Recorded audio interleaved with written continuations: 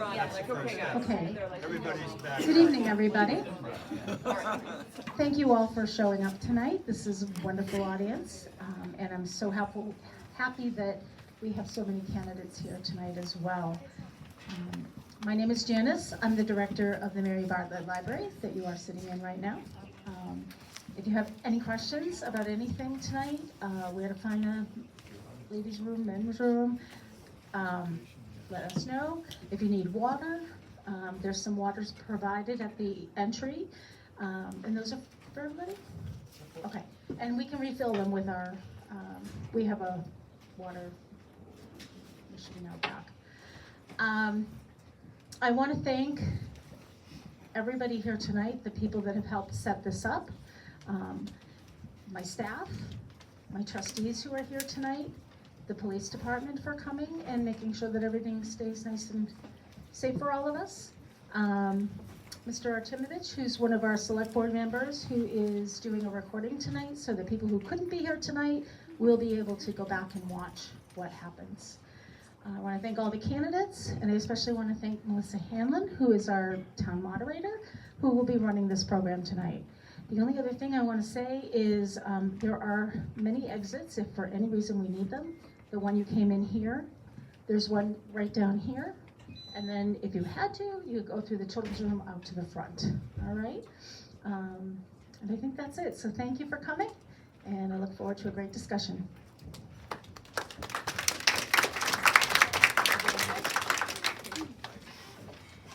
Thank you everyone for coming. My name is Melissa Hanlon, and as Janice said, I'm the town moderator. I just want to also extend gratitude to Janice for hosting the event tonight. We're going to have each candidate have an opportunity to speak for 3 minutes. They can introduce themselves, explain what their goals and hopes are if they're elected to the office. And once every candidate has had a chance to speak, then we'll open it up for questions and answers. So if you have a question, I ask that you go to the microphone or raise your hand so a microphone can be passed to you. And I ask that all questions be directed to me in the first instance, and then we'll choose a candidate to respond to the question. With that said, I'm going to open it up to our first candidate, which by just luck of the draw is Melody Santos, who's running for library trustee.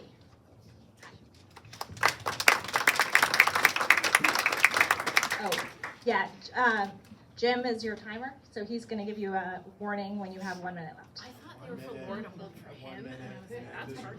I mean, she is going to hold them for him as well. And then if you go too far past, Melissa grabs you with. Yeah, there's like a hook Yeah, she that has comes it. off stage. All right. Good evening, everyone. Thank you for coming. I want to echo everyone else's thanks to our moderator, Melissa Hanlon, and our library staff for coordinating the program. And thank you all for coming out. Everybody be careful in the parking lot. I've been saying that all day, but be careful in the parking lot. It's icy out. My name is Melody Santos, and I'm seeking your support for re-election to the Library Board of Trustees. I have been a Brentwood resident and an active library user for over 10 years. I am passionate about ensuring that every community member has free and open access to information. I believe our library staff does an outstanding job serving this community. This place is so much more than the books on the shelves. It is a space where caregivers can bring their children to story times, where adults can meet up for book clubs, and where families can participate in our summer reading activities. This library is an invaluable resource. During my time on the board, we have accomplished significant milestones, including promoted a devoted employee to assistant director and children's librarian, overseeing the renovation of our once dilapidated amphitheater, and updating our policies to better serve our staff and patrons. I possess the ability to collaborate effectively with fellow board members and library staff. I also bring valuable insights from years of working in public libraries, and I'm also pursuing my master's in library and information science. I regularly engage in library programs and am a previous member of the Friends Group. This is reinforcing my belief that our library is a vital part of our community. With my education, experience, and unwavering enthusiasm for our library, I genuinely believe I am the right candidate to continue serving on the Library Board of Trustees. Thank you very much for your support. Okay. Thank you. Our next office is trustee of the trust funds. Linda Gary is unable to be here with us tonight, but did submit a statement, so I'm going to read it. I am of the age where that requires reading glasses, so give me a second.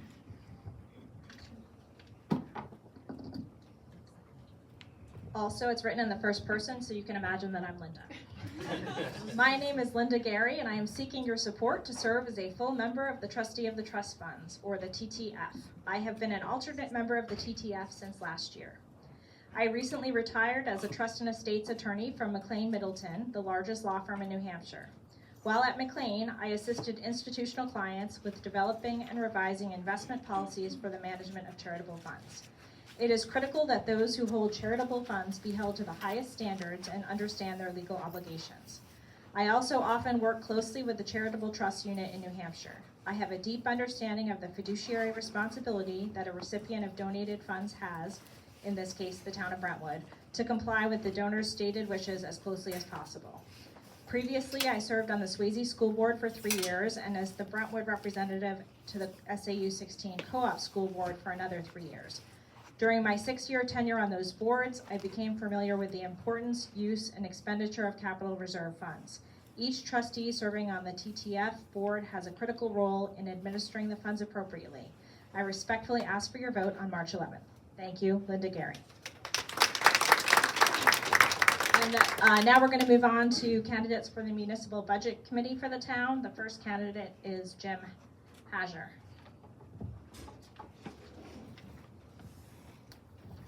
Thank you, Melissa. Hello, Brentwood friends and neighbors. Before I begin, I would like to recognize and thank Jack Mitchell. Jack's our current Budget Committee Chair, and he's not running for re-election this year. But I really appreciate the time and talents that he's provided to our community, as well as the help that he's given me along the way. So I wish both Jack and Sue the best of health and happiness in the future, and Jack, you will be missed on this Budget Committee. Thanks again. So my name is Jim Hager, and I'm running for one of the seats on the Municipal Budget Committee. At last year's town meeting, the projected tax impact of the budget was shown as a 3% increase. The actual impact received this fall was a 7% tax increase. I have experience with municipal finance, so I decided to roll up my sleeves and investigate why this had happened. My research led me to discover that the abnormally high utilization of $1.7 million of fund balance to offset taxes in 2023 was accidentally carried forward and caused the 2024 projection to underestimate the actual tax impact. My research also identified the town's retained fund balance, what I would call the rainy day fund, has been reduced to 4.5% of the operating expenses, which is well below the state recommended 10%, and in fact below the 5% minimum threshold. I presented these findings to both the Budget Committee and the Select Board. I was also concerned with the large growth in the town appropriations in the last several years. It has grown from about $5 million in 2020 to almost $7.4 million in 2025. To better evaluate the growth, I prepared a report that compared Brentwood's budget with 9 other similar Rockingham County municipalities. The report compares the town appropriation as well as budgets for police, fire, highway, and library with other similar towns. The report did confirm that in 2023, Brentwood's appropriation was $1.1 million, or 18% higher than the average of the other 9 similar communities. This report was presented to the Budget Committee at their February 3rd meeting. I was also invited to participate in a newly formed ad hoc committee that reviewed our town budget and property taxes. We met several times and prepared an information packet that was distributed to residents at the budget hearing. We also submitted it to the Brentwood newsletter, and it will be in the special election edition this month. I believe my broad municipal budget experience and my proven efforts regarding Brentwood budgeting this year show that I would be a valuable member of our budget committee. If elected, I will collaborate with department heads, town administrator, and select board in all areas of municipal finance. I promise that I will work diligently to develop budgets that support the services we need, while also meeting the financial abilities of our residents. I also will always be transparent with and seek the input of our town employees and the residents during the budget development process. My name is Jim Hager, and I'd appreciate your vote for Municipal Budget Committee on March 11th. Thanks. We have another candidate for Municipal Budget Committee, Michelle Siduit.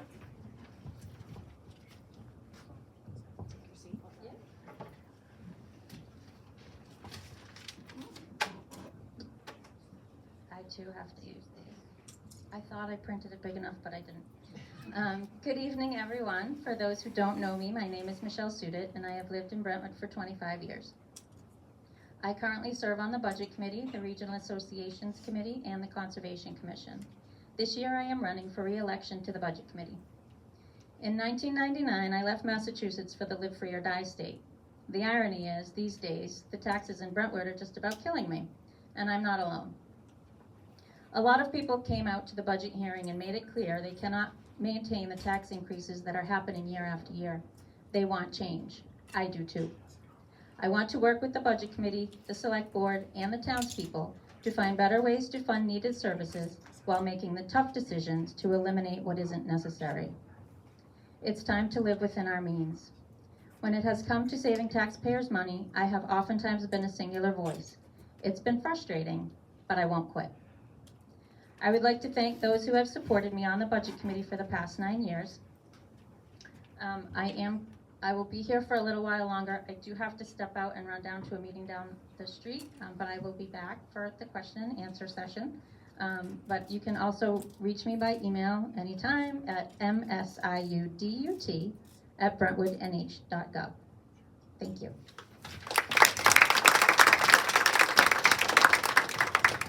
And we have a third candidate for Municipal Budget Committee, George Koch. Did I say it wrong? No, you got it right.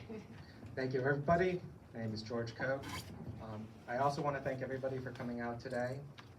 It is very icy, and please be safe as you leave. My wife and I had the privilege of moving to Brentwood about 5 years ago, and what really drew us to this community is the people, the schools, and the location. And I think one of the things that we really enjoyed coming in was how welcoming our neighbors were, and how well they understood, families coming in, wanting to establish and to grow up, just like many of you have all through your lifetime. I hear people talking about how, they've grown up in the town and they feel like, the town is pushing them out.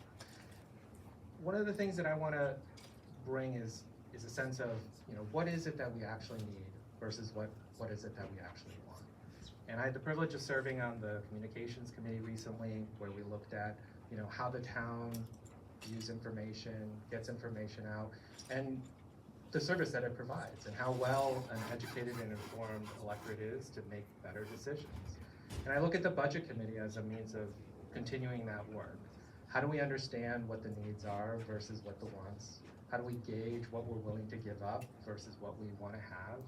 And have a balance in terms of, what is going to continue to drive Brentwood to be the town where people want to come, want to establish, want to have kids and grow up, versus towns around us where we see things are not heading in the right direction. That's why we chose Brentwood. That's why I chose Brentwood.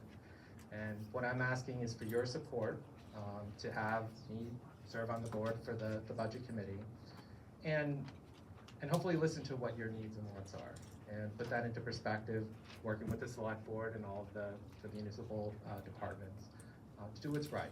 And I want to see us continue to grow and thrive. I think there's a balance that we can strike, and I would ask your support to make that happen. If you have any questions, I'm here, and thank you so much for your support.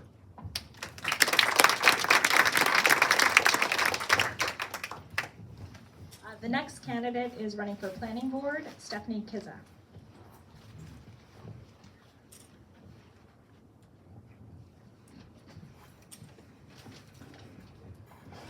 Thank you. Hi, everyone. My name is Stephanie Keza, and I'm running for a seat on the town's planning board. I live in town with my husband and my 2 little boys, and I've truly enjoyed becoming a part of this community for the past 4 years since we moved to town. It's been my pleasure to serve on the planning board for the past 3 years, most recently as vice chair. During my term, I feel that I, along with my fellow board members and alternates, have been able to accomplish a lot for the town. We've successfully won several grants which have aided us with updating master plan chapters. We're also working towards some potential zoning ordinance changes which will better position the town to achieve some of our goals related to housing options. I've also had the opportunity to represent the town with the Rockingham Planning Commission as both a commissioner and a member of the Technical Advisory Committee. Being involved in these groups has allowed me to advocate for Brentwood when there are potential funding opportunities for transportation projects. I also feel that as a practicing licensed civil engineer, I bring some valuable experience and perspective to the board. If elected to the planning board, my goal will be to uphold the town's rules, regulations, and ordinances while balancing the need for economic growth and development with the need for sustainable, resilient, and equitable development that protects the environment and the rural character of the town. Thanks for your support.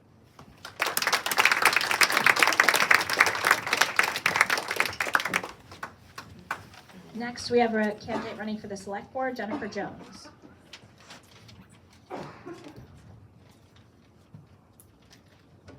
Hi there. I'm going to keep this fairly short. I'm running unopposed for this seat, but I thought I would be here tonight for folks that might have questions for me. I have been on the select board for 3 years. I've been chair for the past 2 years.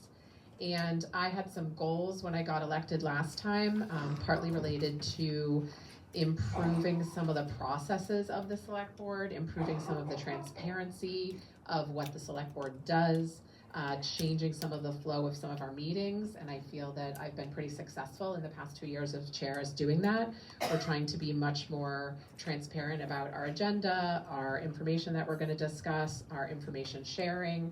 A big part of that was updating our town website. So hopefully folks have enjoyed that. You can actually use it on your phone now, which is amazing. The old website you really couldn't. So that was one of the big things that we worked on early on. We've been busy the past couple years. Obviously, we've supported multiple projects in town, including the rebuilding of the amphitheater here. We helped with community members, local officials, and state officials, including our executive counselor, with getting some safety improvements at the South Road 125 interchange. I know there's a lot of people in town that were very involved, and I thank everybody for their involvement in that project. I also think that we, as a select board, have worked really hard to support our employees. Even before I was elected, when we had a prior select board in place, there was some moves to improve some of the wages for our town employees, and we have continued that. I was actually just reading our 2021 town report the other night, looking up some old information, and there was actually a big section in there written by a prior chair about the fact that we were underpaying our employees. So we have done some wage adjustments over the past couple of years to try to bring our employees up to a competitive nature and support them. The budget has been up the past 2 years. Taxes did not go up during the sort of COVID pandemic for the most part, but the past 2 years taxes are up, and I think we've been very explicit about why that is, largely due to contractual items like insurance, trash, recycling, property insurance, other contractual contracts that we have with providers, and a big part of it has been the growth of police and fire that we have been very explicit, very public, and very transparent about. And I do not, as I discussed at the budget hearing, do not anticipate these increases to continue. They were very overt, they were planned, we've been very public about them, and I will note that we've had a lot of public support, including at town meeting. And I'd like to remind everybody that the budget that we institute throughout the year is approved by the public. It is suggested by us, but it is approved by the public, and that includes the growth of police and fire, and I hope all of you will continue to support that. I hear all your concerns about the taxes. I own 2 properties in Brentwood. I pay the same taxes as all of you, and I hope that you will support my re-election, and I hope to see you all at town meeting, and I'll leave it there.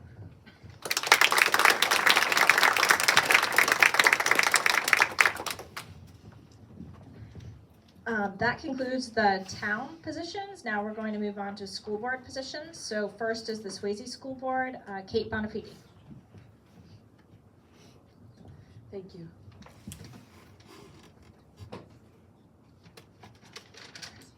I'll try not to have a coughing fit during this one.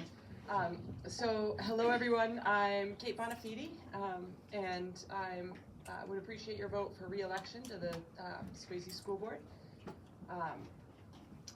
I have 4 kids in Brentwood. We've lived in Brentwood for about 12 and a half years, and so we moved when my youngest was, my oldest was in kindergarten. She is now a senior in high school, and I've had 2 other kids also that are now in the high school and middle school as well as I have a current 3rd grader. So I have seen firsthand kind of how great a job Swayze does educating our kids and how well prepared they are for going into the middle school and the high school. Locally, I'm a family doctor. I work over at Lamprey Healthcare in Raymond, and I coach youth sports. I'm a member of the Pilgrim Congregational Church. And my hope is to bring these multiple perspectives of different people and constituents to the Swayze School Board. I am very aware of the money that each taxpayer puts forward to educate the children of Brentwood, and the importance of spending that money judiciously. However, I am a big believer in the power of a strong education and a good school system. I think that it adds value to the town as a whole. I'm also really grateful for the effort and time that our educators and volunteer and community members put forward for each student who goes to Swayze. Over the last 3 years on the school board, I have worked to reinforce the school board's mission of really keeping the kids at the center of all decisions that are made. I've worked with the administration to bring forward, each month they're bringing forward specific things to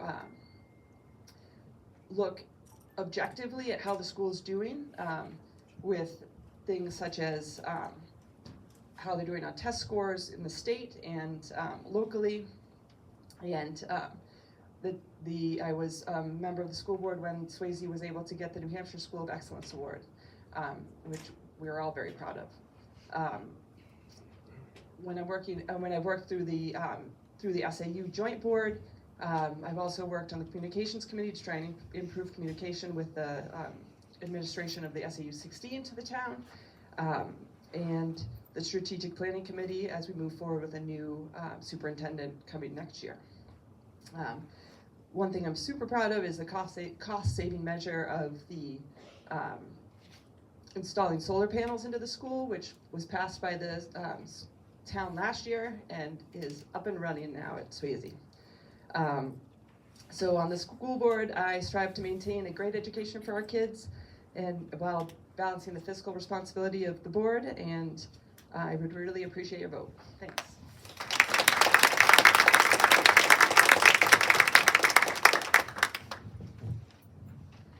Okay, I've made a mistake. I forgot to invite Brett Ramsdell, who's also running for planning board, up, so I'm going to ask him to come up now, and then we'll go back to the Swayze School Board seats. And I do apologize profusely to him. That's okay, it's just like being home. Hello, my name is Brett Ramsdell. I'm a 30-year resident of Brentwood. I moved here 30 years ago with my family, and at that time it was just one child. Then we had another child, and I can tell you that this has been a fantastic town to live in. The Swayze School and the middle school and the high school were nothing but fantastic to my kids, really set them up for the future. So why am I running for the planning board? When I moved to Brentwood, it was 2 acres, 200 feet of frontage to build your house. Well, since then, you know, we've seen an explosion of growth in Brentwood, both good and bad. You know, I have 3 subdivisions over by me that weren't there when I moved into Brentwood. I think that growth is obviously going to happen, but what I want to get is the right type of growth for Brentwood. So if you give me your vote and put me on the planning board, I will work hard to make sure that in Brentwood we'll have the right type of growth as we move forward and try to keep that country charm that Brentwood has. So I ask you for your vote. Thank you. It's gonna look like I was trying to tip the scales in Stephanie's favor here, because Ryan Hansen is also here running for planning board and was not on the list. So I promise this is not rigged. Ryan, please come up.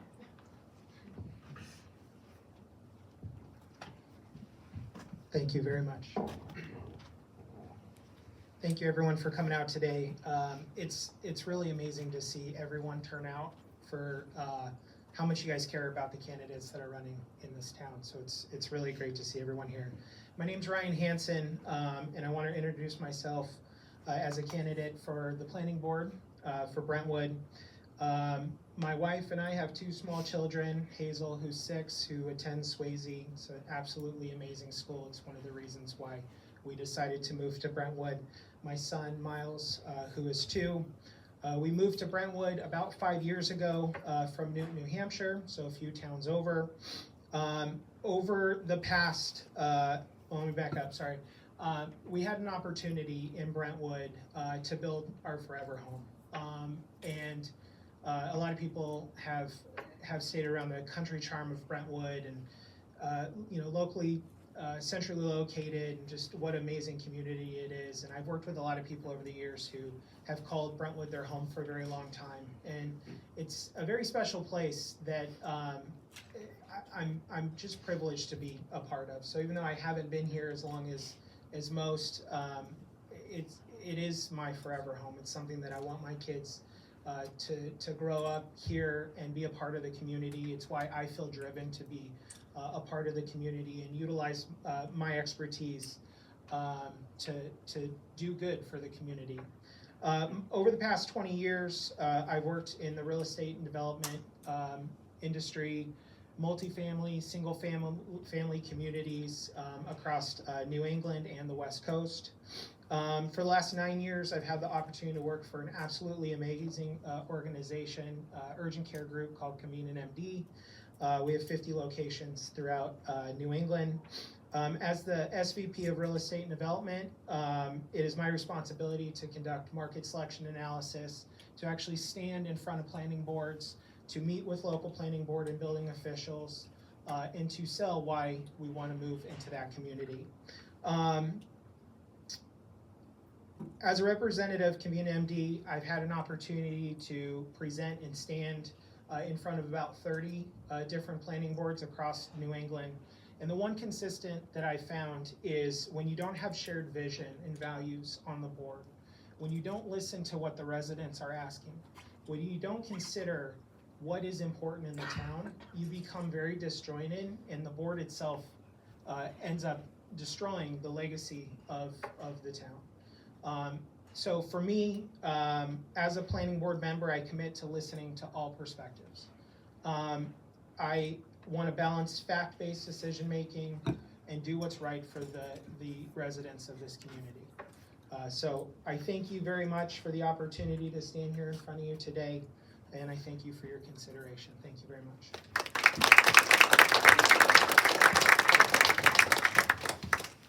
Is there anyone else running for town office who did not get calls? Excellent. My apologies to Ryan and Brett. So we're going to pivot back to Swayze School Board seats. No, wait. Mark Hannick.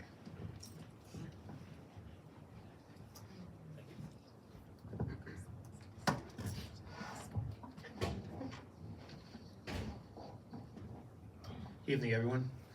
My name is Mark Hannick, and I'm running for Swayze School Board. And I want to ask you, start off by saying, do you want change in Brentwood? Someone looking out for you. Whether you are frustrated with the current quality of life, stressed out about how you afford to live in Brentwood, or want the best for our kids, I can relate to you and to hear you. I'm also frustrated and feel as if my vote doesn't count often. I'm here today in front of you for my 3rd attempt at running a Swayze School Board because I believe in change. I offer you an opportunity from a person who has been an educator for 30 years, or I'm sorry, just under 30 years. The only way I see change is if you get involved. Therefore, I'm calling on any like-minded individuals to pick up the phone and call 20 other like-minded individuals in Brentwood. And when you have that conversation, I want you to ask them about the change that you want to see in Brentwood. And I also want you to encourage them to vote on March 11th. But before hanging up, I invite you to ask them to call another 20 like-minded people. And ask them what kind of change they want. And continue that. I'm curious to see how many phone calls I'll actually get. I want you to be part of this change and be a part of a record voter turnout on March 11th. Failure to vote ensures that we don't raise the bar and challenge our kids in school and continue with what I call COVID curriculum, a version of what a pre-COVID curriculum was, but nowhere near as challenging. Ask me how I know that. Failure to vote means that you support the current board even after they allowed the after-school math club to be a female-only club, denying all males at Swayze an opportunity to be part of that club, because that is exactly what happened to my two boys. As this speech right now, there is no male math club, and will be no math club at all in this spring. And I blame the current administration and the school board. This is not acceptable on my watch. And after this, I'm scheduling a meeting with the assistant superintendent, who it will be the superintendent come, I believe it's July 1st, this first day. On the other hand, success would be a record voter turnout. How exciting would that be? Success would be a shift in current agendas and a refocus back to teaching the fundamentals of reading and writing that will allow kids to thrive in this dynamic world of ours. Not to be a lemming, but rather be able to think for themselves, challenge the status quo, and never be dependent on government. Success would bring back more parental involvement. The PFG needs more parents to get involved. Ask me how I know that. Richard Vaca is quoted by saying, adolescents entering the adult world in the 21st century will read and write more than any other time in human history. They will need advanced levels of literacy to perform their jobs, run their households, act as citizens, and conduct their lives. Brentwood needs you to be part of something. Our community members are our biggest asset. You can start by making those phone calls and join me on March 11th vote. It's time to get personal and make those calls. My name is Mark Hannick, and I'm running for Swayze School Board. Thank you.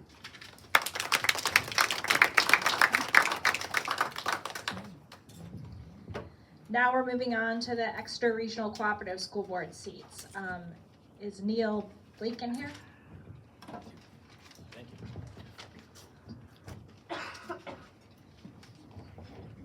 you. Good evening, and thank you for your time. I'm Neil Blake, and I'm a candidate to be a member of the Co-op School Board from Exeter.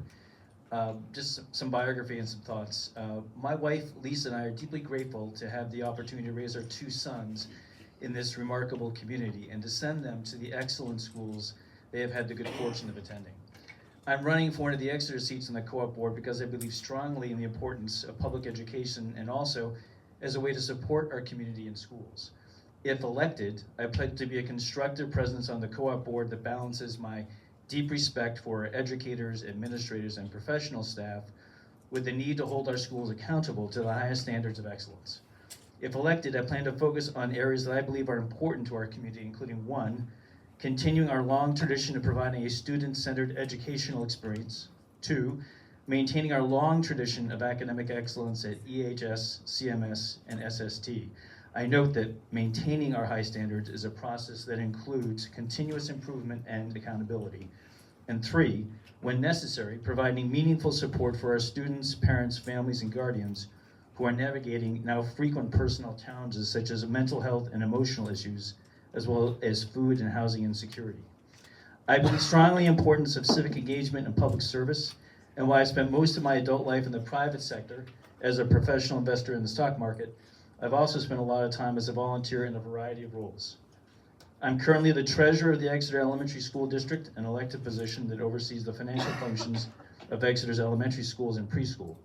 Previously, I served for 5 years on the Exeter Elementary School Board, including 1 year as its chair from April 2020 to March 2021 during the COVID-19 pandemic. From October 2013 to September 2016, I served on the Leadership Council of Tenacity, a Boston-based nonprofit that partners with the Boston Public Schools to help less advantaged youth succeed in school and life. As of this writing, I'm the co-president of the Exeter High School's cross-country track and field booster club, of which I've been a member since 2023. I'm also an active parent volunteer for the Exeter High School Band. Lisa and I have raised our two sons in Exeter since 2014. After having lived in Newburyport for 11 years, I was raised in Boston, in the Boston suburbs and left New England for 15 years before returning home. I'm a graduate of Georgetown University. I earned a BA in English and Government and an MBA from Duke. Thank you for your time. I ask for your vote.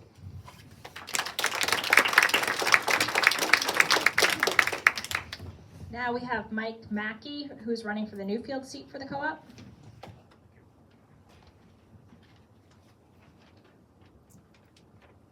I'll make this fast. So, what is a Newfields guy doing in Brentwood? I'm not really a glutton for punishment, but here's the situation. I volunteered to say I'll run for the Budget Advisory Committee representing Newfields for the Cooperative District. And then I found out that I have an opponent. So I think probably 90% of life is showing up. So I'm showing up tonight.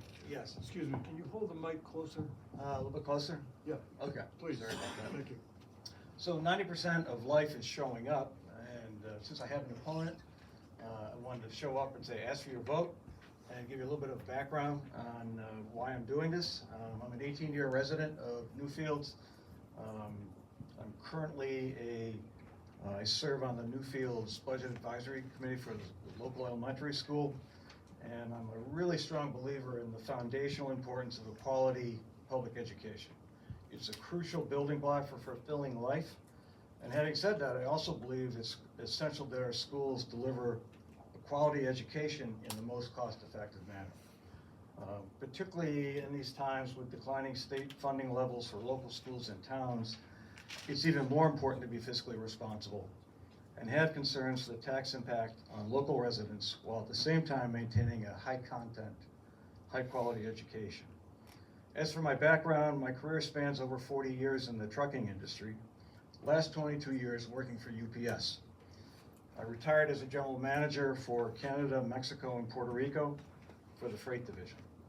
UPS ingrained in me the importance of focusing on the primary objective while never losing sight of the cost to meet the objective. While at UPS, I had accountability for business results, revenues, and profits. I lived the world of budgets, cost management, and profit plans. And through my work in Canada, Mexico, and Puerto Rico, I learned the value of gathering multiple perspectives before making a decision, and the importance of listening to the people actually doing the job, since they tend to know the most about it. I graduated from Trinity College, Hartford, with a BA in economics, and then Syracuse University with an MBA in transportation and distribution management. And I will finish up quickly by saying, having retired from UPS and no longer traveling 70% of the time, I'd like to give back to our community by serving on the SAU 16 Budget Advisory Committee. I want to apply my experience and education to assist SAU in the challenging times ahead. So I appreciate your vote and appreciate your time. Thank you.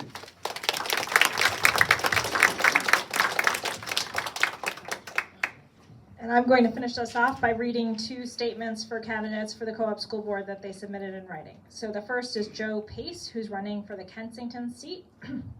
Again, in the first person, so I'm Joe Pace now. Good evening. I'm sorry I cannot be with you tonight. My name is Joe Pace, and I am a candidate for the Kensington seat on the SAU Cooperative School Board. I've served on the Kensington Select Board for the past 6 years and previously on the Exeter Select Board for 9 years. More importantly, I graduated from Exeter High School in 1993, and our two sons currently attend Exeter High School. I want them and all students in the district to enjoy access to a public education of academic rigor and breadth of inquiry. I want all students to enjoy access to enrichment opportunities, including the arts, sports, service, and more. And I want them to be physically and emotionally safe. I am experienced at the collaborative public budgeting process, working together with staff and fellow elected officials to arrive at appropriation requests that reflect current and future needs while being mindful of the cost to the taxpayers. I've worked in schools as a teacher, coach, and administrator, and I value the wisdom and perspective of parents, students, and professional educators. In my years as a select board member, I have always tried to bring people together to solve problems in practical and collegial ways. I look forward to doing what I can on the school board. Please reach out to me at any time with questions or concerns. Thank you. The next one is for Brian Duffy, who's running for the Brentwood seat on the Co-op School Board. Good evening. I apologize for my absence tonight. I am, as the moderator reads this, playing in a soccer game in Bedford, Massachusetts. Because this is Massachusetts School Vacation Week, my team is short and I needed to be there to ensure that there is a quorum available to play the game. Despite my absence, I am genuinely excited to run for Brentwood's seat on the Cooperative School Board. I am in my 5th year on the Swayze School Board and completing my 1st year as chair of that board. During my 5 years, I have helped the school to weather the pandemic, as well as negotiated a fair contract for the Brentwood Teachers Association and negotiated the first ever contract for the Brentwood Educational Support Professionals. During my tenure, the town also passed a bond to install solar panels on the roof of the school. Those panels, which are now connected to our grid, will not only provide clean and affordable power for the school, they will also provide educational opportunities for our students. The solar panel vendor has provided science curriculum resources such as kits for hand-on experiments and teacher training. The Swayze Board operates with 4 goals. The first among these is to keep students at the center of the decision-making process. The second is to use data to shape policy and allocate resources to support student growth and learning. The third is to improve community engagement, and the fourth is to promote environmental stewardship and maintain fiscal responsibility. Our board has delivered on these goals. The Swayze Central School traditionally has the lowest pupil spending in the SAU while achieving exceptional results, including winning the 2023 New Hampshire Excellence in Education Award. I look forward to bringing the same reason and pragmatism to the co-op board to ensure that the middle and high schools are adequately and appropriately funded and that educators have the necessary support and independence to deliver the best education possible to our children. During my 5 years on the Swayze Board, I have served on the SAU 16 Policy Committee, helping to shape school policies to ensure compliance with developing law, and have had the opportunity to work with members of the SAU 16 administration, both in that capacity and on the Swayze Board. I do bring a level of familiarity with incumbent board members in SAU 16 administration. I hope that experience can be an asset to the co-op board. By way of professional experience, I am a vice president and general counsel of Northeast Delta Dental, which administers dental and vision benefits for over 1 million people. As general counsel, I oversee contracts, compliance, corporate governance, and government and regulatory affairs for a complex organization with over 200 employees. I am also currently on the board of the New Hampshire Red Cross and the Granite Visiting Nurses Association, where I chair the investment committee. Thank you to the library for hosting the forum, to the moderator for reading this statement, and to you for coming. I'd appreciate your vote on March 11th. Is there any candidate here who has not been called on to speak? Okay, seeing none, I'm going to move to questions and answers. So if you have a question, you can raise your hand to get the microphone or step to the mic that's in the middle of the floor, please.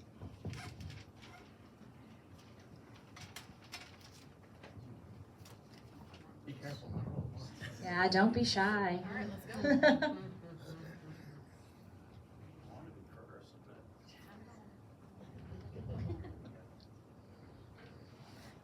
When you step to the microphone, can you just state your name too? I know it, but not everyone does. Hi, Steve Dawson on Lab Road, Brentwood.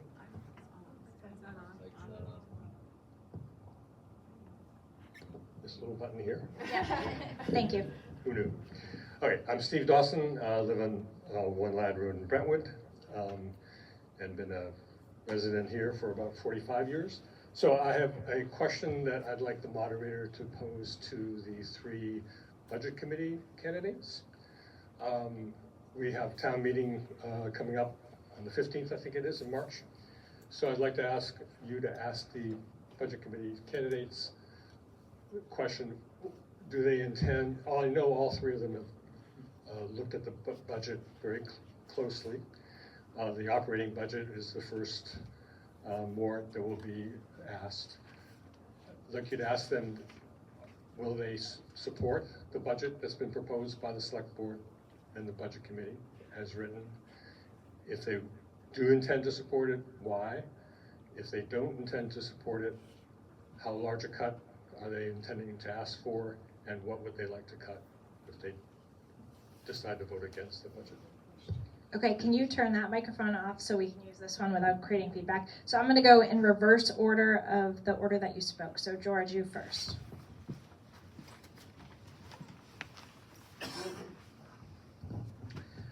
Great question, Steve. So I have looked at the budget. I've gone through the various line items in there. I've listened to folks' concern about the budget. I think by and large, the select board did a really good job in trying to look at what do we actually need and what do we actually want. As you all know, they spent a lot of time deliberating on the budget. They asked a lot of departments to keep the budgets level. They asked a lot of departments to cut some of their spending. And I think what we ended up with is a budget that looks like something that benefits everybody here in town. So I do support it. I do think that there might be areas that we could improve on that going forward. I think one of the areas that, you know, we're all very sensitive about in this economic time is that, you know, a lot of people use labor savings or cost savings as a means of controlling, you know, cost and spend. Maybe now isn't the time to bring on full-time employees until we can kind of figure things out. But I think generally speaking, the budget committee and the select board did a really good job in trying to figure out a balance for the town. So yes, I would support it, but I do think we, as with everything, there's always room for improvements. Okay, I'm gonna call on Michelle.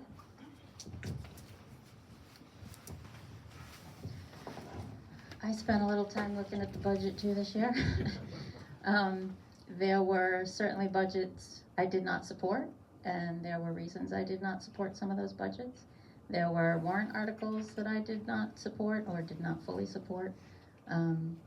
I myself am not planning to ask for a specific number reduction, but I am certainly willing to listen to anyone who may make such a suggestion, and depending on what that is, I could support it.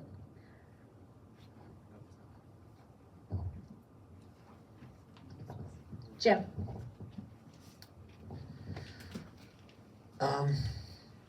So the town appropriation increase came out at $528,000. Now, I will say this, the select board worked really hard. That original increase was $800,000, I believe.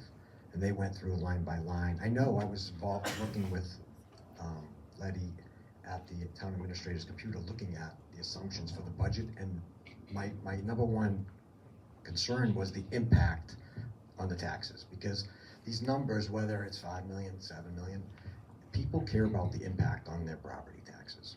And when you would go down to the bottom, they would see, we saw that it was going to be really high. So they did a good job of going line by line and cutting a lot, you know, a significant portion of the increase.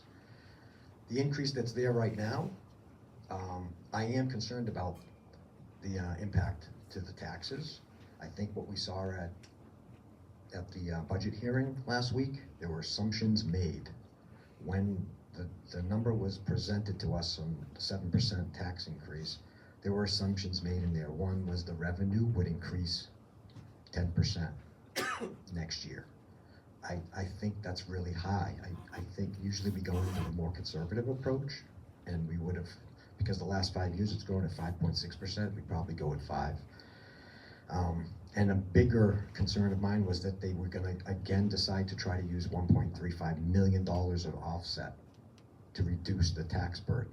While that's a good thing, short term for 1 year, we won't have that 1.35 million, I don't believe, next year. And this is exactly what happened in 23 into 24. So I guess that I'm not gonna be making a motion to cut the budget, but I am willing to listen to people, because I do think that if you look at the real big growth areas this year, obviously the one that stands out the most is the fire department. And they're adding a deputy chief, and they're adding, well, promoting there's 2 open positions that they are now going to convert to lieutenants, so it's a higher rate. So that's a really big part. It's over half of the increase.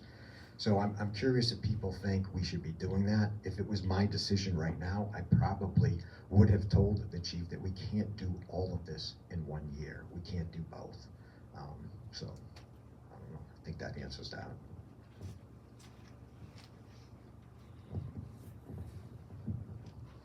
Thank you. Next question. There's just 3.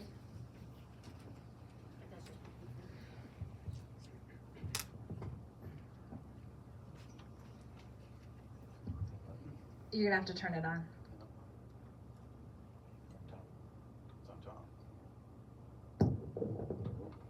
My question is for the planning board members. My question is this: do you feel the housing stock is adequate in the town of Brentwood? If so, please elaborate. If you do not feel it's adequate, what changes would you recommend?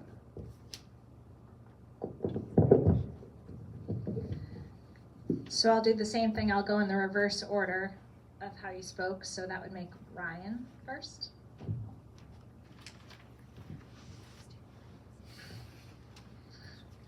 Thank you very much for your question. As far as the housing stock goes, I think there's a finite balance that we have to achieve. There's certain things that we're required to do from the state as far as housing goes, multi and single family, and there's things that are very finite tied to grant funding and benefits to the town tied to housing as well. And that has to be understood, and we need to be compliant with those. However, we need to not lose face of what Brentwood actually is, and a beautiful rural community. So we have to find a way to balance both of those. And part of, I think, what is most important is to not be so objective to where we swing too far in one direction or another. So we need to sit down and figure out how to do this to where we satisfy the means and the requirements of the state, we satisfy the requirements of the grant funding, and then decide on what is most beneficial for the community. Brett.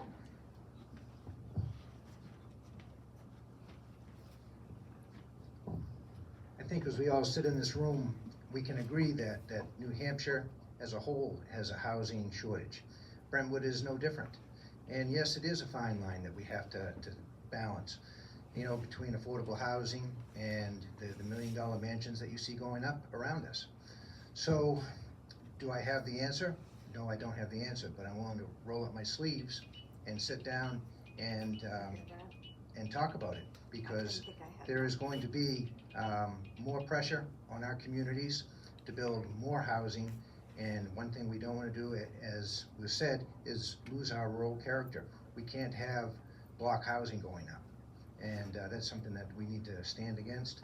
But you know, we do have to also plan for the future, and you know, I want to be a part of that. So thanks. And Stephanie.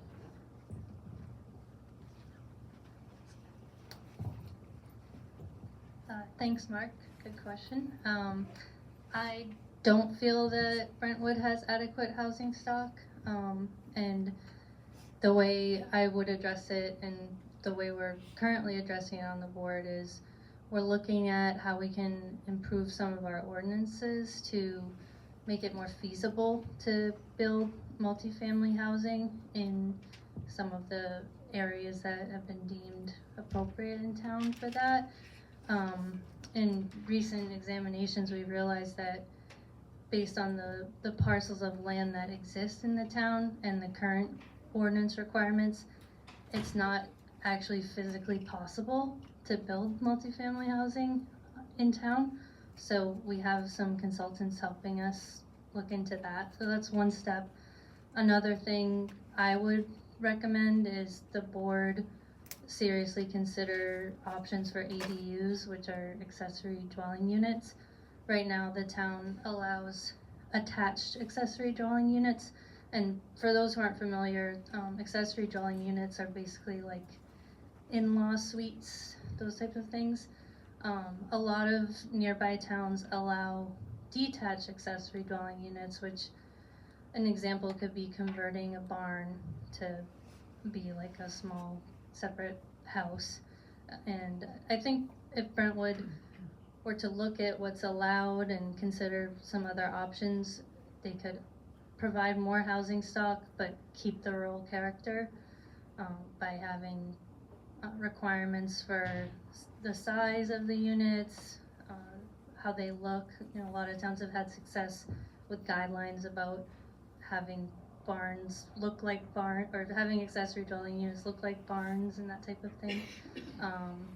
Additionally, I think there's opportunities for the town to consider options for mixed use development, again in appropriate areas like along 125. I think there's opportunities to bring in additional businesses that would improve the tax base, but consider apartments on the second floor, that type of thing. So yeah, that's how I would address that. Thank you.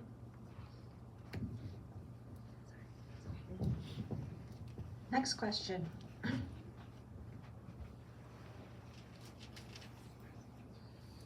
guys are usually much livelier.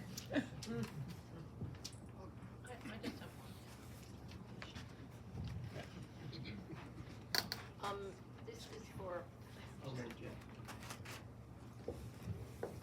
Liz Freya. This is for Mr. Mackey. Are you running for the co-op school board position or the co-op budgetary advisory committee? Big difference, budget advisory. The one that doesn't have any teeth. Yeah, there's a big difference. Thank you. Yep.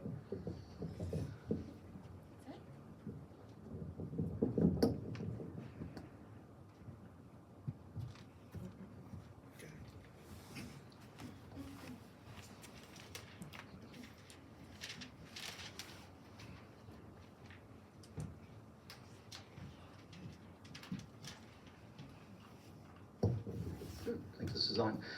Bruce Stevens, South Road. I've lived in town all my life, and I have to admit I'm woefully ignorant on SAU structure, and where it's not too late, maybe one of the gentlemen from that's running for an SAU position could explain how representation is divided up among the towns and why we're voting for somebody from Exeter or East Kingston.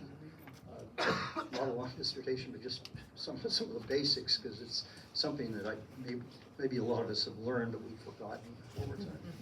Thank you. So the idea is that the towns will nominate specific candidates, but then the vote is for each candidate or each town. So for some reason, my election and the other two are unopposed, but so Exeter would nominate candidates. There could have been more than one, and then the ballot goes through all the towns. So I was given an invitation because on the co-op board, I and the other members would be representing everyone, but each town gets a number of nominations. I think Exeter and Stratham have the same. Exeter has the most, I think. Like they have 3 seats, I think. I think Stratham has 2, and I forget the numbers might have changed since I checked it last. Does Brentwood always have a representative? Yeah. Every town has, but it's apportioned. I forget when it's apportioned, but it's apportioned to a certain, based on population. Does that answer your question? Yeah, so at least we know we have one vote at the table. But it's not always, that one is not always, first of all, they're not elected by the town. They just go sign up at the. No, right, For but the co-op, you're not. There are whatever seats. Exeter has 3 seats. You can sign up to run. Right. And so each town gets a certain number of seats. Right, yes. And then they're elected by everyone throughout the Right. SAU, right? So If I didn't say that, I'm sorry. So you could, like Exeter could basically, because they have such a bigger population, they could basically pick all the seats from all the towns, like we had last year. Right. Okay, so Brentwood is not guaranteed of having a seat. Yes, they are. They are. We're guaranteed We to have do. a seat. Yeah, Somebody so elected. every town in the SAU has designated representation on the co-op school board. It differs by town. Brentwood has 1 representative, that's Brian Duffy is running for it, and I read his statement. We also are voting for the people from other towns. Correct. For some. Correct. That's It's the part cooperative. that's a little bit of confusion. Yeah, and so it'll be on your ballot on March 11th, not at town meeting, but you'll get to vote for it's on the SAU 16 ballot that has their operating budget, yeah, the co-op budget, ballot, Thank you. yes. Oh, you were there first.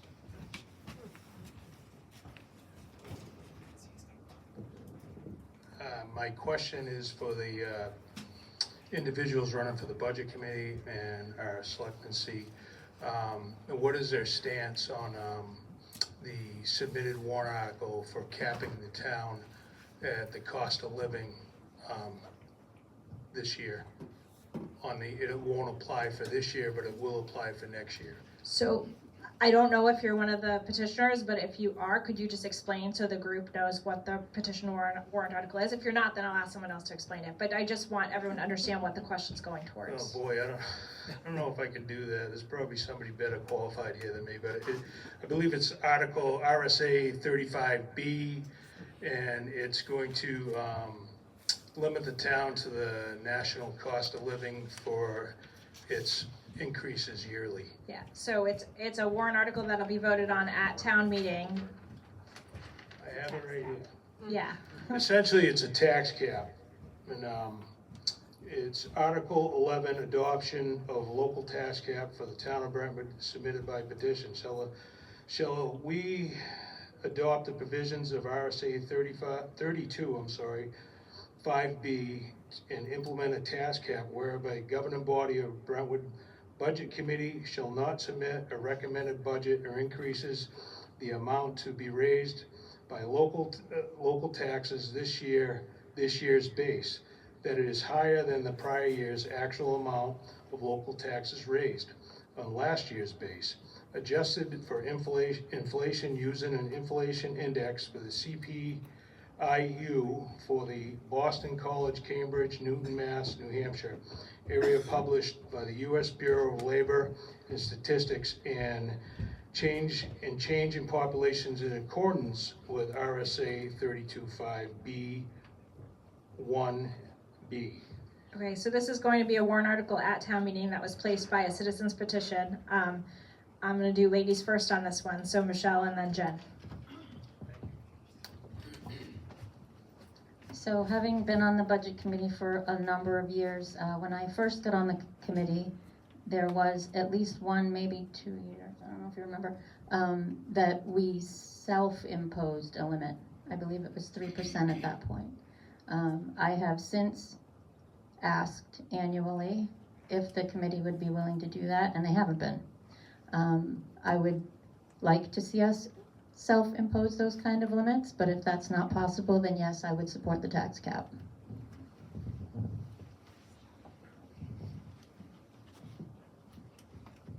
Thank you. I do not support the tax cap. The main reason is that the budget that we put forward is always up to the public. The public votes on it, they can amend it, they can change it. And so I feel it's the select board and the BudCom's duty to bring forward what we think the town needs. If the town does not feel like that's appropriate, if that won't work for them, if they are not in agreement with them, they always have the ability to speak out on it, change it, amend it. They also have the ability to attend dozens, and I mean dozens of meetings, starting from October all the way through February, to come let us know how they feel. And so I feel the tax cap might just bind us. For example, if we have an unexpected contractual increase, if we have any other unexpected costs. This year we have an unexpected front end loader that died.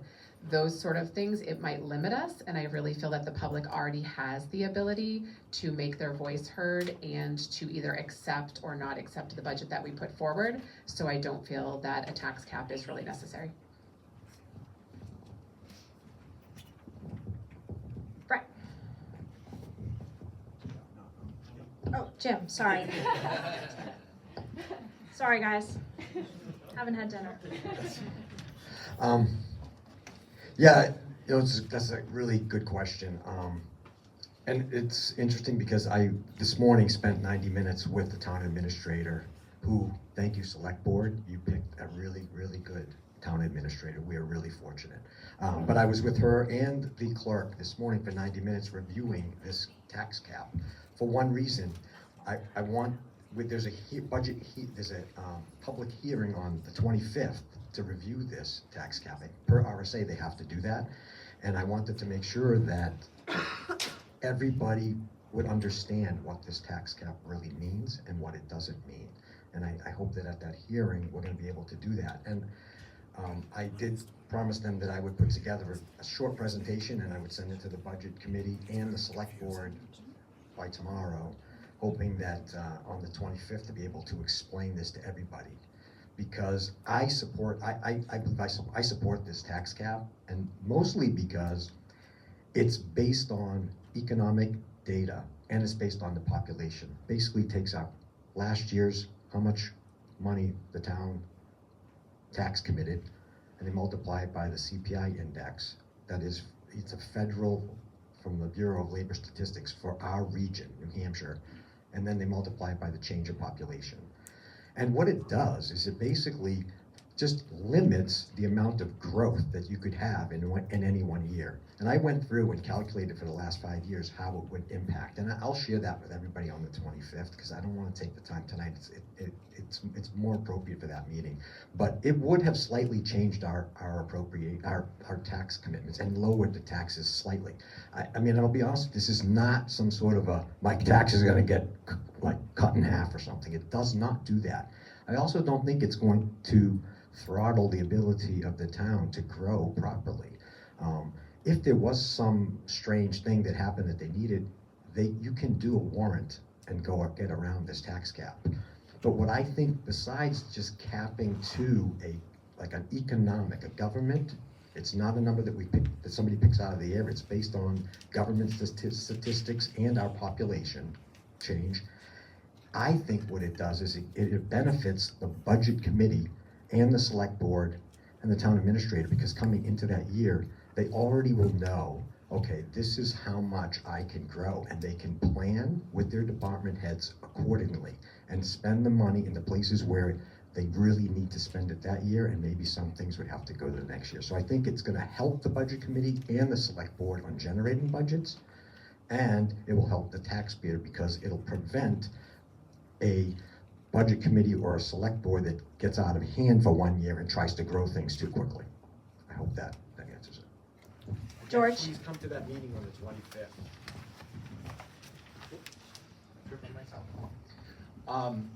So I don't support the tax cap. I think, to what our select board has said, we can't predict the future, right? And I think everybody here knows that we have to be responsible and accountable for the money that we're asking the taxpayers here in Brentwood to appropriate, to raise. And I think by knowing that, we're gonna make decisions that are based on that understanding, right? Do I want my taxes to go up? Do I want your taxes to go up? If so, there's a reason for that, and we need to be able to justify what that reason is. A tax cap doesn't do that. It artificially suppresses our ability to make changes in that year. We can't see into the future, so we're limiting ourselves. And I think one thing I just want to call out when we talk about warrant articles and kind of getting around this, what I saw a graph that looked at all of the changes to appropriations, and I think numbers can tell whatever story you want it to say.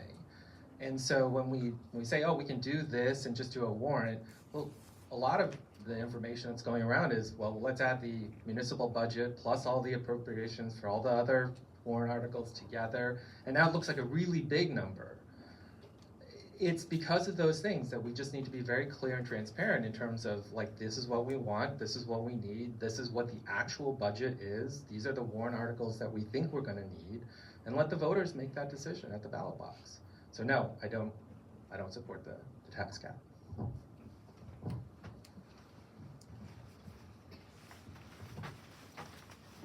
Menu?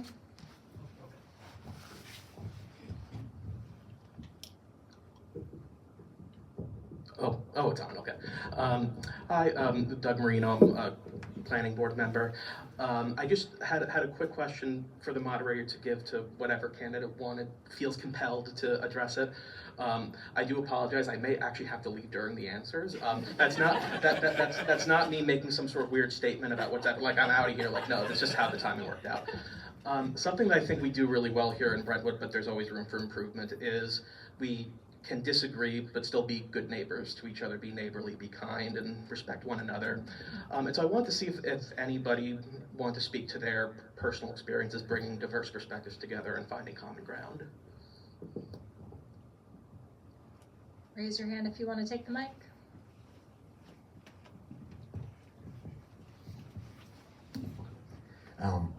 Excellent question, and I think it's actually showed up in 2 of our last surveys that we've done in town, that people are sick of political divisions in Brentwood. I know I felt that firsthand, and I volunteered to the Brentwood newsletter, and when the issues happened, they put me on their board of directors, and I spent a lot of time talking to people in this community, and I would just say both sides, and I try not to take sides on this. I spoke to a lot of people, and the truth is when you actually talk to people, you find out you have a lot in common. We have so much in common, but nationwide, this isn't just a Brentwood thing where this division thing has happened. But anyways, my experience with the Brentwood newsletter has shown that we can work together. I think if you look what that board did and what we've accomplished, the select board and myself and the board and on Brentwood Newsletter. I mean, I think that's a success story. We took a problem and turned it back into something that's good for the community.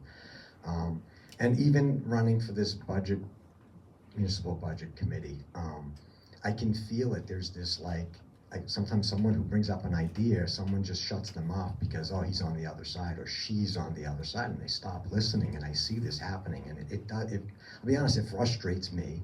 And I'm not running because I'm on some side here.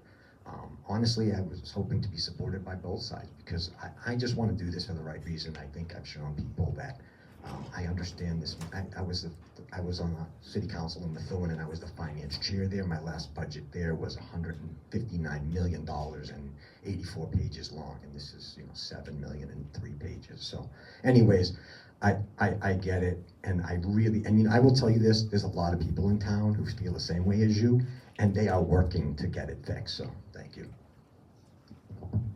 Michelle? I could not have asked for a better question. I think we can work together. I know we can work together. We need to stop thinking about how we are different and focus on how we are similar. I would venture to guess that we're alike in a lot more ways than we're different. That being said, I am going to shamelessly plug an event that we are going to have here in Brentwood on April 3rd. We're calling it the Brentwood Gathering, and the idea is for you all to come and meet the neighbors that you may have never met, to have a conversation about things that interest you, that you've experienced, that you'd like to do, has nothing to do with politics or hopefully anything divisive. It's also going to be an opportunity for you to learn more about the organizations and nonprofits in town that maybe you might want to get involved with as well. Again, trying to find ways to come together, to find things that we can, to bring us together instead of apart. So April 3rd, get your calendars out. April 3rd, 6 to 8:30 at the Brentwood Rec. We will have the Friends of the Library there, the Historical Society, the Conservation Commission, the Trails Committee, who am I forgetting?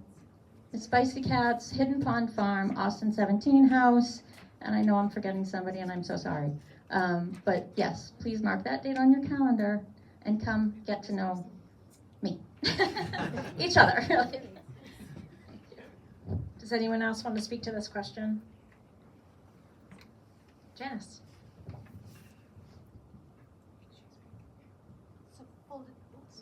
Full disclosure, my name is Janice. I'm the director of the library, and I don't live here in town. But my question actually is about the tax cap, and it's a follow-up question.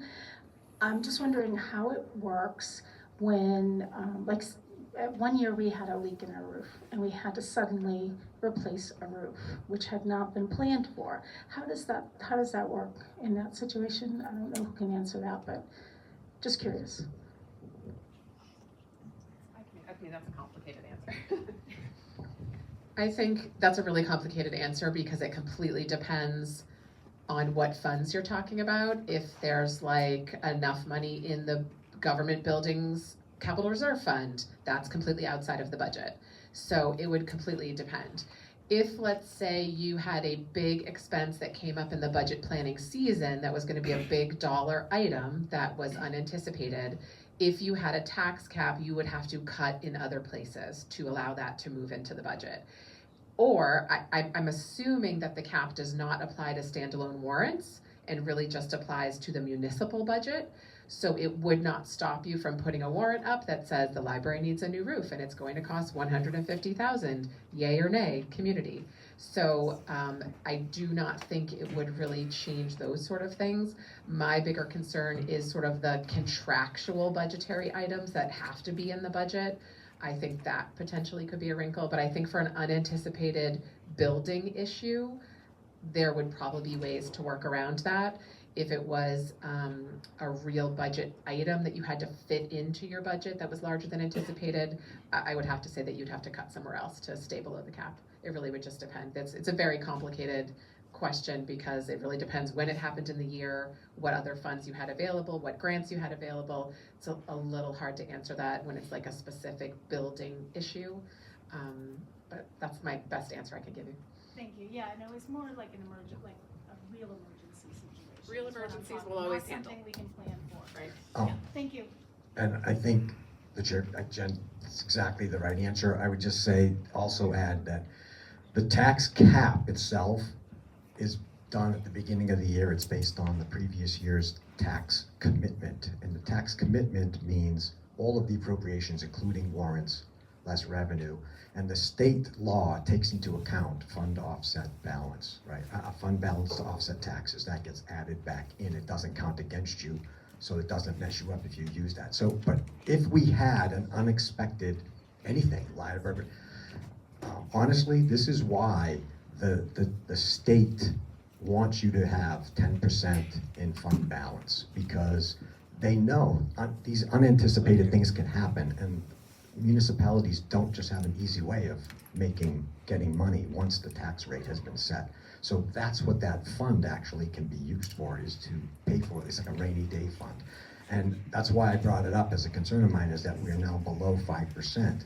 And what's funny is that when I talked to the town administrator, I had looked up Candia, and Candia is at 16.2% of their fund balance. And they were using that fund balance not to offset taxes for the most part. They were using it for either one-time expenditures or for things like what you brought up, an unanticipated event.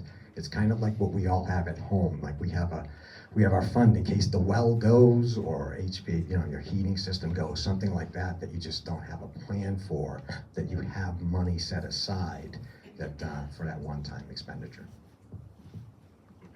I actually want to just clarify a little misconception there.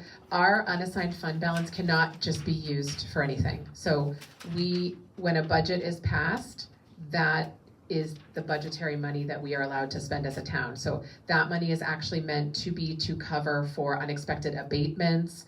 If we had some sort of a crisis in town where like half the town didn't pay their taxes, we would use that money to help us. You cannot dip into that fund just during a budget season. It can be used to pay, I believe, legal settlements, but that's a carve out. So that rainy day fund is really meant to cover abatements, and potentially, if you have a warrant, you can ask for unspent fund balance to be pulled forward in a warrant the next year. You cannot, during a normal budget season, just tap into that unexpended fund balance. So that's a little bit of a misunderstanding if people think that you can do that. If you ran out of money, there's a whole process of having to go back to the town with an emergency budget request. So it's a little bit of a complicated situation, but that rainy day fund is not really available in the moment for a crisis, just so people understand that. Yes.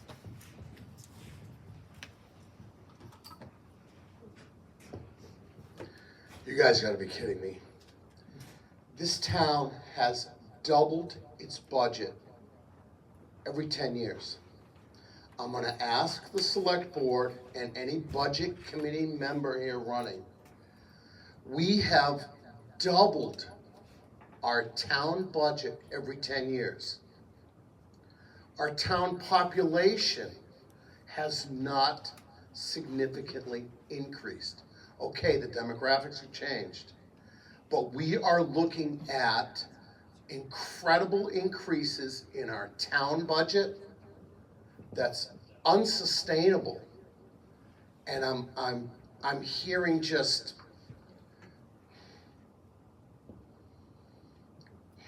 talk that does not address the core issues here.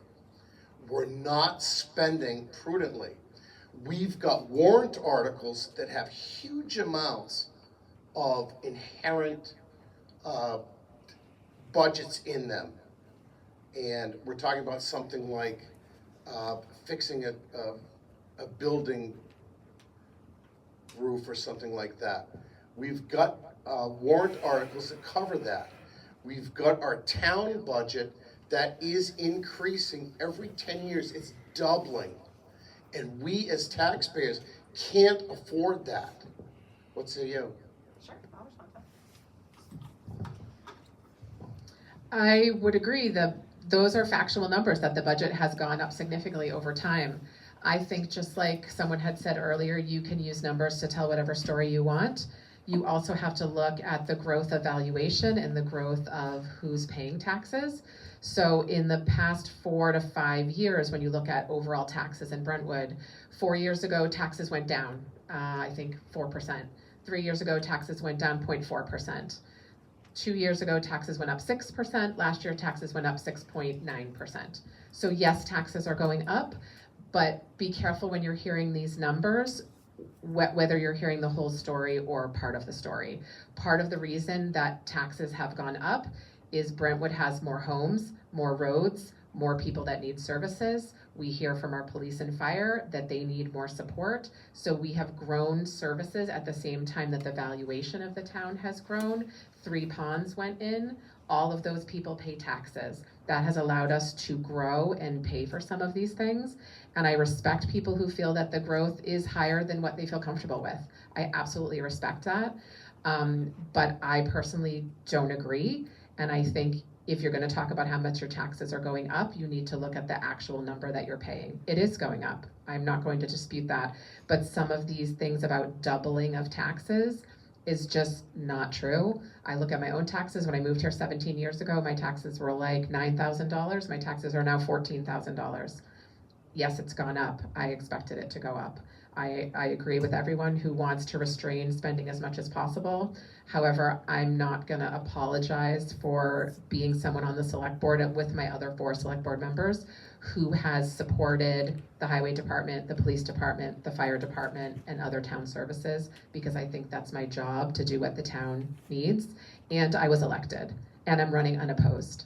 And so I feel that the town has instructed me, maybe not the people in this room and some of the people speaking out, but the 3,500 voters in Brentwood, I've felt a lot of support from them. And a lot of them are very happy to support these taxes. And we aren't always all going to agree. And that's why we have elections and that's why we have votes. So use your voice, whether you agree with me or not.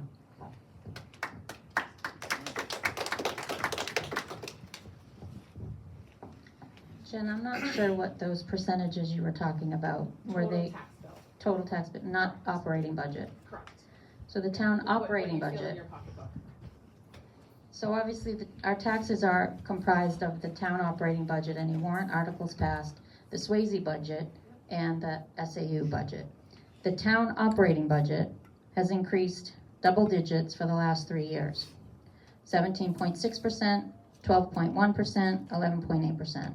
So our operating budget itself has increased drastically, just to be clear. Yeah, that's correct. Jim or George, do you want to speak to that?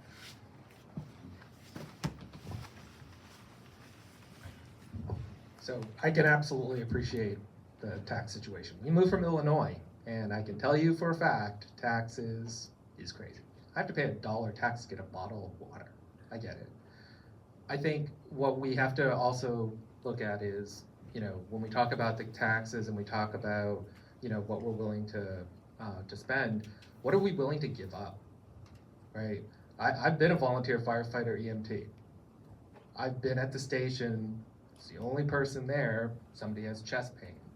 And I'm waiting for that second person because I can't roll the ambulance until I get 2. Are we going to go back to a volunteer fire department? Are people in this community willing to commit the time and effort to get paged at God only knows the time? Police, what are we willing to give up? Do we not want 1 or 2 police on duty all the time? If you call 911, are you expecting fast responses or slow responses?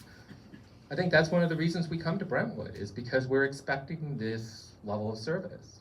And I think we have to be very practical, accountable, and reasonable.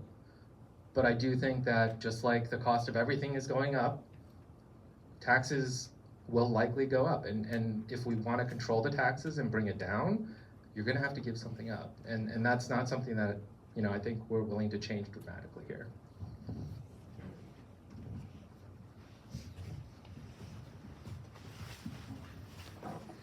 I guess I would just say that, yeah, I think the appropriations have grown too quickly in the last few years. And I mean, I'll just bring up one specific.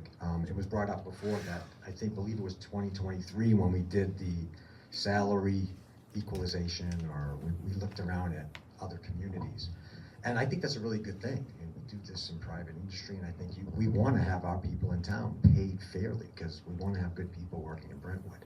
My only concern at that time, and I shared it, was where we had significant increases that need to be made, why don't we do it over a 3-year or a 5-year period instead of doing it all in 1 year? Because I thought the impact to the taxes in that 1 year would be too significant. So it's things like that where I don't deny that we have to invest in our community, and the costs do go up. But I do think we have to look at how quickly we are growing in some places, or are there ways of spreading it out over a longer period of time? Or are there better ways of doing it? And I'm not saying we go back to a volunteer fire department, but are there, I met with the fire chief and the budget chair to talk about his budget this year, and he wrote a letter explaining why he's doing what he's doing. Again, I think people just need to, I would look at these things more closely and more carefully to make sure that we are growing within the means of the people who live in town. Next question. Just a quick technical question on the tax cap proposal. Is it the cap on the operating budget only, the thing we vote for first, or does it include, is it a cap for the operating budget and all the warrant articles that have a financial impact? I think I heard Jim say it's based on the tax commitment of the town. which includes all the warrant articles. So just because you're not next to a microphone, Jim's explaining it's based on the total tax commitment, so the operating budget and warrant article commitment for the year. Would be capped. Correct. It's capped based on the previous year multiplied by CPI plus the factor of the population. Right. Actually, just make a quick comment on that. This is actually something I think we might want to discuss at town meeting about potentially amending that. If you actually look at the RSA that instructs how to implement a tax cap, it has specific wording for how the warrant is intended to be presented to the public. And if you look in that, there's 2 different RSAs. There's having a tax cap and there's implementing a tax cap, which is the one that you had actually sent out by email, Jim. And it, in the way the RSA is written, the tax cap is meant to have a number associated with it, like a tax cap of 3%, 5%, or a numeric value, 500,000, 200,000. And then the inflationary adjustment is allowed as a kind of correction factor that you can do in the community. So I think that the folks who put forward this warrant may want to look really closely at both of those RSAs, there's 2, and really decide how they want to present this. We did run this by legal counsel, and they did agree that it does not match the warrant of the RSA, and that if it did pass, we would have to figure out how to implement it. And so I would just encourage those who put that warrant forward to really look carefully, or maybe talk to Jim, who sounds like he's been researching it, about the actual best wording for that warrant, because we've been talking about that at the town offices. Yes. My Ward Burn, my question, has it been recognized, is Governor Kelly Ayott's office put out a press release. Property taxes are the burden of many Granite staters in spite of the fact that the state is sending more money than ever before down to the local level. Local officials must take a hard look at their spending, just like the state does, and pass a relief on to the property taxpayers. And I guess my question is I'm not hearing it from everybody here tonight, but like, there's no recognition. Yes, our taxes are high, but we're not going to do anything about it. Now, I get a kick out of somebody that moved in from Illinois or wherever it was, and they expect. I've lived here my whole life, and I expect town government, to be fair to its taxpayers, some form of fiduciary responsibility, and cuts where need be. And I know the selectmen have cut, but have they cut enough so it doesn't hurt people of this community? And I don't see it, and I'm very concerned about it. It's been said here tonight that this is not sustainable. It is not sustainable. folks in here that have lived here, like myself, my whole life, will have to move out because I won't be able to afford the taxes in the very town that I was raised in, that I raised my kids in. I'm gonna get the boot because I can't afford to live here. And if it doesn't get a handle on it now, it's gonna be gone. And what is this town gonna attract? People, in reality, people are gonna look around these communities and they're gonna say, I'm not moving to Brentwood, the tax bills are $25K, and they can move to Fremont or some other town, and it's $9,000. At some point, we need to slow down the spending. As far as the fire department's concerned, if we wanna fix the issues with fire departments, I urge the selectmen of this community to look into other communities and have a countywide fire department, much like we do mutual aid now, so that shared expenses are spent by everybody in the Seacoast area. If somebody needs a fire truck, the whole Seacoast or countywide buys a fire truck.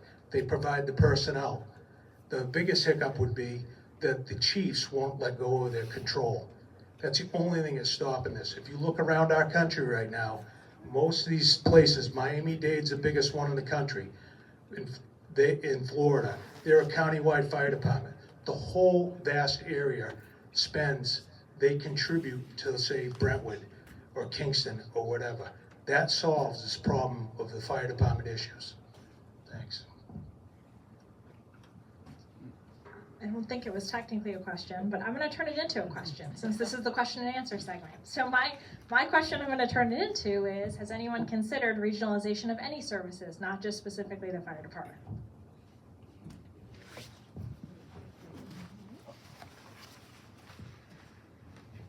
So just correction, we moved from Illinois because the taxes were high, and I appreciate the live free or die where the local people control the flow of money in the form of government.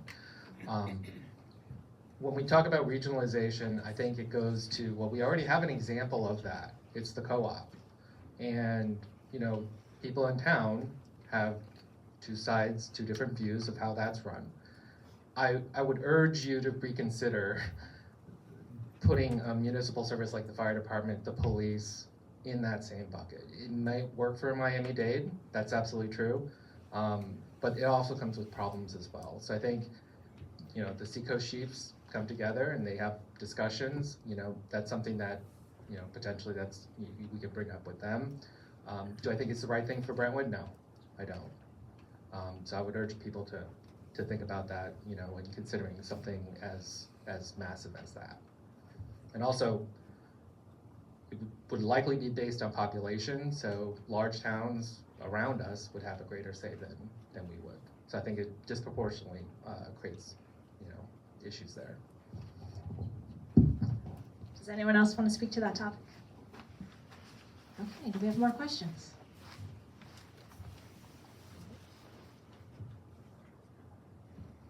All right, I'm feeling like people might be done. So I want to thank all the candidates who came here tonight and bravely got up and asked us for their vote. I'd like to encourage everyone to come out to the election on March 11th and come see me at town meeting on March 15th. Thank you all for coming. Thank you for your thoughtful questions and for trying to be informed voters. Have a nice evening.